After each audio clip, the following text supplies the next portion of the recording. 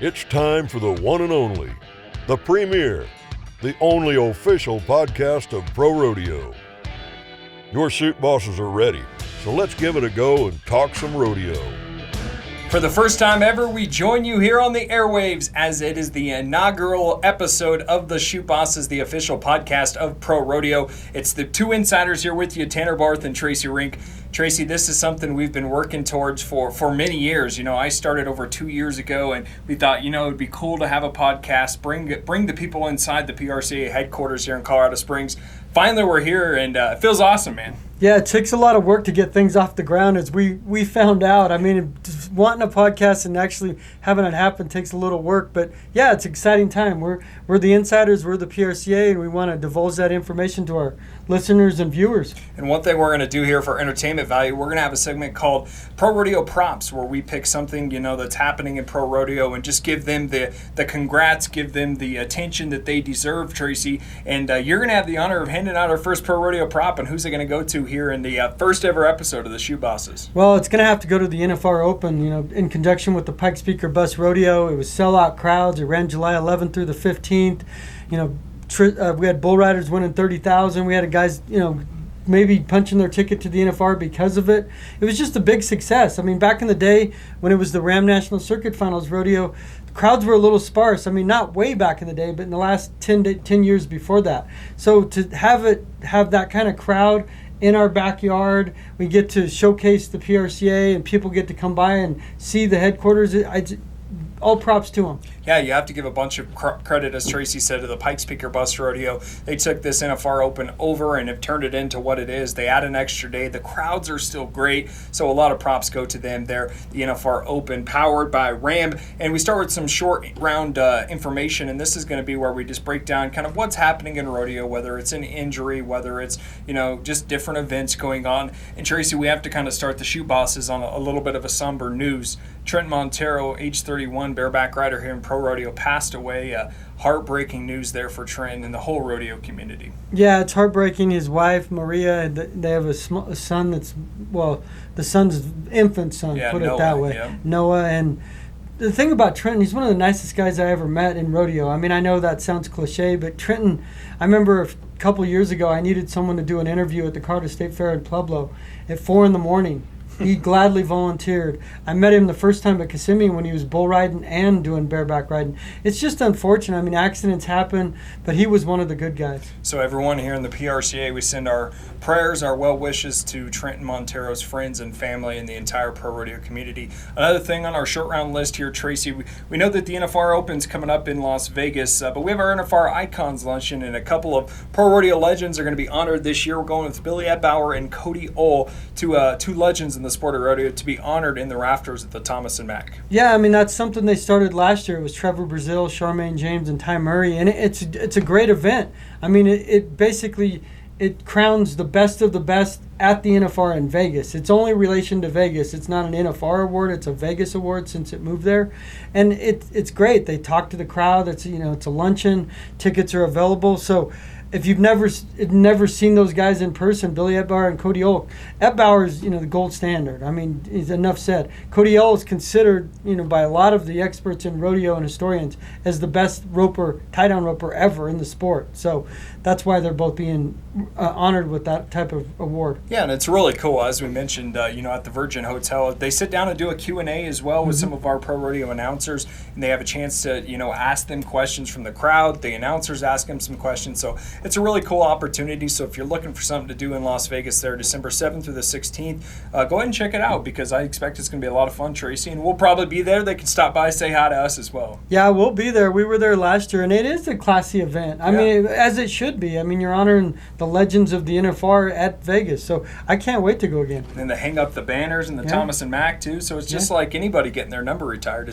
These people have to, and the Cowboys and Cowgirls have to love it as well. Yeah, I mean, it's something that I never really thought would happen, because you don't really think of retiring names in rafters at like a neutral location, so to speak. It's not their hometowns.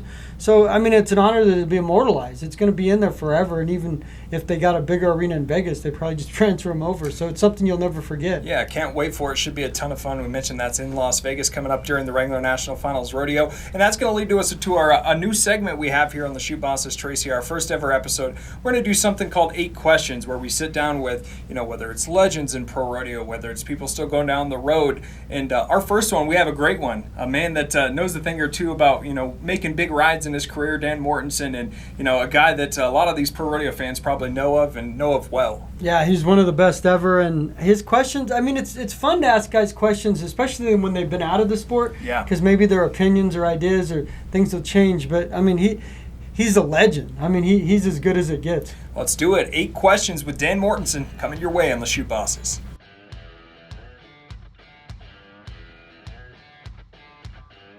What is your most memorable rodeo moment?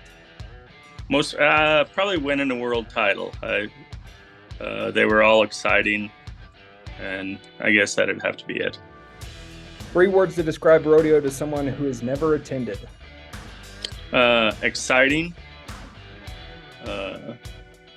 educational, and history. Nice. What else can you do in 8 seconds? Not a lot. not a lot of fun. How has rodeo helped you in your business life? I think just the determination, knowing determination, and to continue to try and work hard. What's your guilty pleasure? Oh, go ahead. And hopefully you'll have success. What's your guilty pleasure? Yep. My guilty pleasure is probably ice cream. I like it. Who is your favorite horse to ride? I don't think I could pick one out. I got to get on a lot of great horses in my day. Favorite restaurant? Home. Favorite movie? Man from Snorri River. And it's always great to hear from a legend like Dan Mortensen there with your 8 Questions segment. That'll be one we enjoy throughout the entire process of the Chute Bosses, and I look forward to having a bunch of great guests coming on and joining us there. We do also have another great guest coming up at the bottom half of the Chute Bosses episode 1. It's going to be Ty Murray, one of the biggest names in rodeo. Tracy going to be joining us for an interview here in just a couple minutes. Cowboying is in our blood. Cowboying is in our bruises. It's in our rain-soaked jackets, in our calloused hands tested by barbed wire and rope, our mud-stained boots to the crown of our resist-all hat. You live out west for even the shortest time, and there's one thing you learn. You can't pretend out here. Resist all. We live it every day.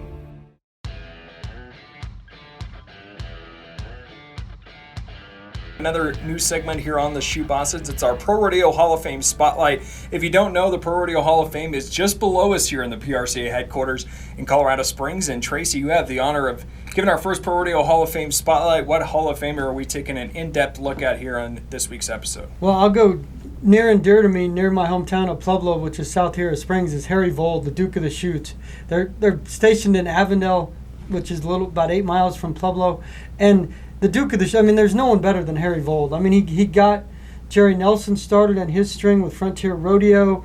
I mean, he would help out any cowboy. He's born in Canada. He was a legend of the sport. If you go back and look at all the records and Horses of the Year, He was 10 times Stock Contractor of the Year, I believe. He was the first guy to make a run at that. His daughter Kirsten's followed in his footsteps. I mean, there's no better, nicer guy. And I met him through the Pueblo, like Colorado State Fair and Rodeo in Pueblo. And before every rodeo, he'd come out. He's the Duke of the Chutes. I mean, and people just respected him. He was one of those guys when they enter a room, it's almost like everything stopped because whatever Harry Vold said, you'd listen to. Yeah, and that's going to be something that we continue to do throughout our Chute Boss episodes, is picking one of those Pro Rodeo Hall of Fame spotlights And we have tons of them, Tracy. I don't know if we'll ever run out of doing Pro Rodeo Hall of Fame spotlights. Yeah, there's more than 300, I believe, with animals and human beings in the Pro Rodeo Hall of Fame, so we shouldn't run out. Got plenty to go. And also a segment that we are going to break out for you guys here is going to be called Did You Know? This is just going to be some random fact in rodeo. Tracy's like an encyclopedia of rodeo knowledge. He knows about anything and everything, whether it's something serious, whether it's a stat, or whether it's just some random story some guy told him at some point. Tracy, who's your first Did You Know of the Chute Bosses? Well, it'd be Juan Alcazar, the steer wrestler. He's in the Southeastern Circuit. He'd been to the RNCFR. I'd met him there initially in Kissimmee, and I did some stuff on odd jobs during COVID, and he was a Bell's bondman. And wow. It's like Dog the Bounty Hunter. And I told him, I said, hey, I need some photos of what you were doing. He's like, you don't want the photos that I had. And it was sketchy. It was scary. And, I mean, we got to laugh at it. I mean, it was a great story, though. I mean, it's an odd job for sure. No doubt. Something you would never imagine. But he was doing that kind of when he was doing the rodeo thing. And he doesn't do it anymore, but it was still an odd job, to say the least. Yeah, he was in here in Colorado Springs for, the NFR Open this past year. And we mentioned Dog the Bounty Hunter. Used to call Colorado Springs home. I don't know if he still does or not, but you think maybe they met up? I don't know. Yeah, they might have. Who knows? I mean, you never know who meets up these days. Yeah, Dog's got some stories, though, I'll tell you what. Him and Juan Alcazar, they could probably put together a pretty good movie. Or a podcast. Hey! There's a good idea for you there. Here on our PRCA official podcast of Pro Rodeo, this is the Chute Bosses, Tanner and Tracy here, and we hope you guys will join us every single week that we do this, and we continue to put out new episodes for you. One of the fun things we're going to do is we got a Pro Rodeo correspondent, to say the least. His name is Buck. Buck is down in the Hall of Fame. Buck, take it away. It's time for our Pro Rodeo Word of the Day. I'm Buck, official correspondent of the PRCA podcast, and the word for the day is Chute Bosses, as in Chute Boss, me, king of the chutes.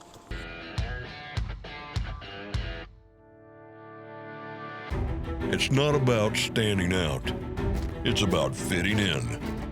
With our community, family, and friends, we stand for what's right, honoring the past and shaping the future, celebrating beliefs and values that forged America. And if we fall short, we climb back in the saddle, because giving up isn't an option. Proud, fearless, unmatched. We are Pro Rodeo.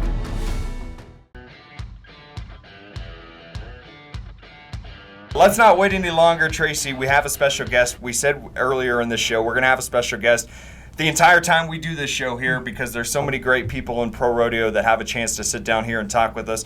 And our first guest, it's an honor to have him joining us here. It's Mr. Ty Murray. And Tracy, this is a guy in rodeo that anybody knows. It doesn't matter if you really even know rodeo or not. You know the name Ty Murray. He's a legend in our sport. He's a legend in the Western way of life. Yeah, 7-time world champion, Ty. It's an honor for us to be able to interview you, hear you on this podcast. I know you've done all sorts of media, but I appreciate you joining us here for this first episode. You bet, Tracy. Glad to be here.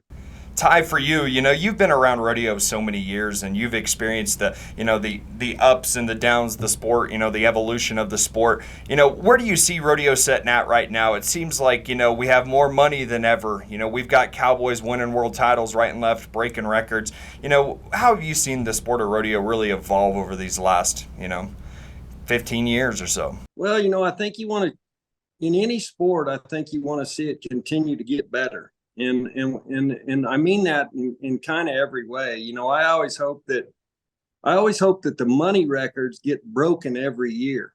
And, it seems to me like that's important. Just from the face of inflation, so it needs to be going up. And, you always want to see these cowboys make some more money, because it's a different professional sport. There's not really any other professional athletes that are putting themselves on the line like this, all on their dime, and only getting, paid per how well they do each time. Now, that being said, I think that's the right way for sport to be. If you have a boxing match and you're giving both guys $30 million, that's one thing. But if you have the exact same boxing match and you give the winner $60 million, well, you got a different fight on your hands. And so I think that the way professional rodeo pays its athletes, I feel like that helps really maintain the integrity of sport. And you look at every other person in the world, and when they got to go to work and they've got to do good, and that's what everyone in the world has to do in order to get paid, and in order to get paid better, and in order to move up the ladder. And for me, I think that athletes are no different. I think we've seen it in other sports where you see guys get a several $100 million contract and then they never produce anything. And to me, that kind of takes away the integrity of the sport. I think we know a couple athletes that get that $120 million contract and you never see them again, it seems like. It's because they mail it in because they don't have the incentive to do well. I agree with you there, Ty. I have a quick question with you, Ty. And I followed your career forever. And I met you for the first time in 1993. And I know you wouldn't remember at the Lee County Rodeo when you won. And I got your autograph on a program when I was working at the Hobbs News Sun. But always a legend to me. So I have to bring up, one of the things I read in your documentary stuff is your first words as a baby was Boo Rider. Does that sound accurate? I never got to ask you that. That's what my mom tells me. I don't actually remember it, but yeah, it's something. I was born into this lifestyle, and it goes a lot of generations back. My great grandfather and all of his brothers, they used to work for the 101 Ranch, which was a famous ranch in northern Oklahoma, and they used to go all over the world putting on Wild West shows with Bill Pickett and some of the famous Indian chiefs from back in the day. And that ranch went out of business in the Depression, the Dust Bowl. But I've got a lot of history in the sport of being a cowboy. So it's kind of, all I was exposed to. It's what I've been around my whole life. And I always tell people that being a cowboy for me is kind of like walking. I don't remember learning to do it or wanting to do it or anything. It's just something that I've been, submersed in my whole life. Ty, got a couple of questions for you. Tracy and I were talking before. You obviously a rough stock guy, but an all-around guy as well. When you think of cowboys going down the road, what do you think of a guy like Stetson Wright? He's a guy that's really came in and attacked both those rough stock events, with great, I guess, integrity, passion, success. He's done a little bit of everything, up to 7 world championships now. What's your thoughts on a guy like Stetson and what he's been able to do? I feel like everyone ought to feel very lucky to be able to watch this guy, because, athletes like him, they don't come down the pike that often. And, everything that I've seen of him is phenomenal, kind of in every way. I like everything about him. I like his mechanics. I like his form. I love his attitude. I love his toughness. I love his grit. I love how much he loves it. And, that's usually pretty common with guys that really excel, is that they have a love for it. And I think without that love, it's hard to be as dedicated and coming back to such a tough sport and such a dangerous sport. If you don't have that true love for it burning in you, it's hard to reach the pinnacles that Stetson has already reached. And, everything I've ever seen about him, is he just seems like a great guy, a humble guy, and extra tough with extra grit. And the other thing that I see with him is he just keeps getting better. And that's when you look at greats that we've gotten to watch over the years, like a Peyton Manning or a Tom Brady or Michael Jordan or something like that. That's generally something that you see with them is, even when they're great, they still do things that make you think they're pushing it and getting better. And that's what I'm seeing with Stetson. And, I think he's going to be able to be successful as long as he wants to. And what I mean by as long as he wants to, as long as he has the drive that he has now, he could rewrite the record books for a long time. And it comes down to two things for me, especially in the rough stock events, is drive and injuries. If you can avoid injuries and keep something burning in you, that's the key. Like for me, it was ever since I was a little boy trying to break Larry Mahan's record. I set out to do that when I was a little kid, and it's something that never left me throughout my whole career. And it's so wonderful to have something like that, because this sport is so tough. You're going to get beat up. You're going to get sore and tired and road weary and all the things, that it takes to go and become really just a professional cowboy. But when you're talking about wanting to be a world champion or wanting to be a many-time world champion, it's a long, brutal grind. So there's got to be something burning in you, and that's what I see with Stetson. Ty, you speak of that desire. Last December, you got honored as one of the NFR icons at the first tribute luncheon with Trevor Brazile and Charmaine James. What was it with the yellow bucking chutes? We always talk to guys that the allure of the yellow bucking chutes. When you went to Vegas for the first time, what was that like? What's it like with sold out crowds riding in Vegas and winning a world championship? Well, it's pretty cool and it's pretty unique. And what I mean by unique is, I think a lot of people, maybe not a lot of people, but there's people throughout every kind of walk of life that maybe want to set out to be great at something, whether it's a plumbing business or a brain surgeon. And you might set out to be the greatest brain surgeon, and it might happen, but there's not a defining moment that it happens. And there's not a defining moment in front of 20,000 people in the world on television where they declare, okay, you are now the world champion or the world's best, or you've broken whatever records. And for me to have had a benchmark to try to break Larry Mahan's record and win 7 all-arounds, that came at a very defining moment in the 10th round of the 1998 NFR. And I got off of my 10th bull. And when the whistle blew, I knew that I had achieved, my lifelong goal. And to be able to step off of that bull onto my feet and raise my hands above my head and have that many people give you a standing ovation, that's unique. I don't think a lot of people experience something like that. And, as far as going to the NFR, that's the game. That's what everybody that's a serious competitor is out there for. They're out there, maybe not only trying to get to the NFR, which that's a huge accomplishment in itself.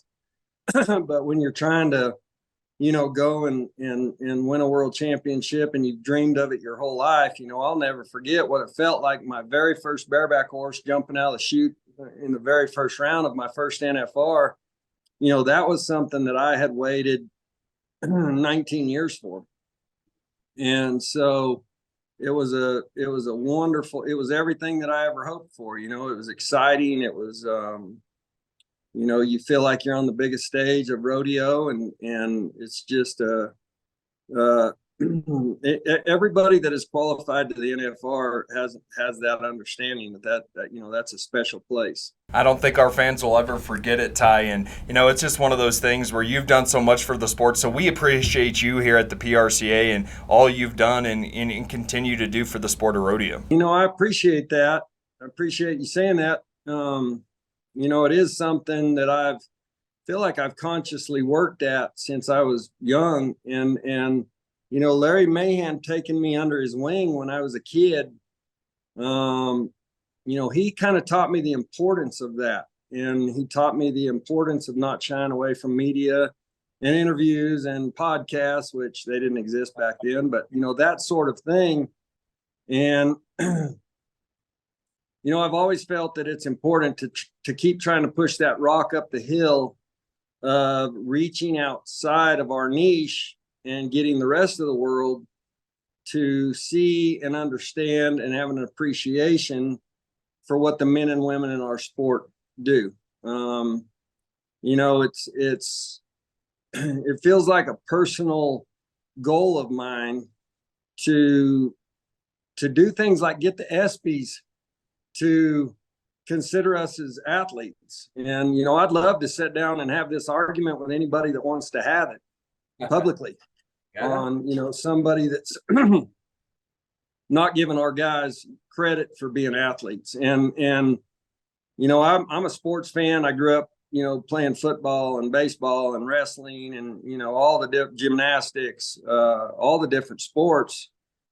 And, not only will I make the argument that our guys are athletes, but I'll make the argument that they're some of the best athletes in the world. And, what I mean by that is rodeo is such a dynamic sport, and the challenges of it are so dynamic, and they come at you in a million different forms that I don't think necessarily other sports have. The basketball never changes and the hoop never changes. You're going to be playing different guys that are great. And I'm not trying to, in saying this, I'm not running other sports down. I'm just having the conversation of what is an athlete? An athlete is somebody that physically and mentally can master something that can be difficult, both physically and mentally. And where our sport, to me, takes it to another level is all sports have the pressures of winning and losing and championships and making a living and all the different things that come with that. But our sport, especially in the rough stock events, there's an element of serious danger every single time. And as an athlete, to be able to stay focused and fluid in something that's already very difficult, just from the physical standpoint. But when you add in the danger and how, car crash scary it is, and then you see athletes, like Stetson Wright, that are able to just be laser focused, perfect form, fluid movement, excellent split-second thoughts in that kind of environment. That's something that most people can't do. And when I say most people, I'm even putting that out there to some of the greatest athletes in the world. And, the other thing with our sport, people, whenever you're talking about dangerous sports, where our sport kind of stands out is if you look at other dangerous sports, like say car racing, it's still the guy that has his foot on the accelerator and the brake. And downhill speed skiing, the same thing. It's still the person has the ability to slow down or speed up or whatever it is. Where in the rough stock events, the animal, the bull or the bucking horse, they decide the level that it's going to go to. And, as an athlete, you've got to be able to mentally say, I'm going to go wherever it goes. And, this isn't a sport where to be successful, this isn't a sport that you can put your toe in the water and test the water. It's you jump in every time. And so, that takes a level of brain control and emotion control that I feel like nothing else rivals. And that's just looking at just the mental part, when the physical part is very difficult, even if it wasn't super scary. Well, Ty, we appreciate it, and we're going to keep fighting that fight here with you to promote the sport of rodeo and our athletes. Thanks for joining us here on the Chute Bosses. It's been great to have you, our first guest. I hope you feel honored. I don't know if it's an honor yet with Tracy and I, but we appreciate you, Ty. Hey, I appreciate you guys, and good luck with this podcast. No doubt. There's Ty Murray, a legend in the sport of rodeo, and we will make sure that we have, multiple interviews throughout this entire thing, Tracy. And what a great guy to have as our first guest here on the Chute Bosses. Yeah, he's the gold standard. Obviously, in Vegas, he was the first. Trevor and Charmaine were NFR icons with him, and what a way to start. I mean, everybody in rodeo, no matter who you are, you mentioned earlier, knows who Ty Murray is. No doubt about it. There's our first episode of the Chute Bosses in the books. We appreciate you all. Safe travels down the road, and keep on rodeoing.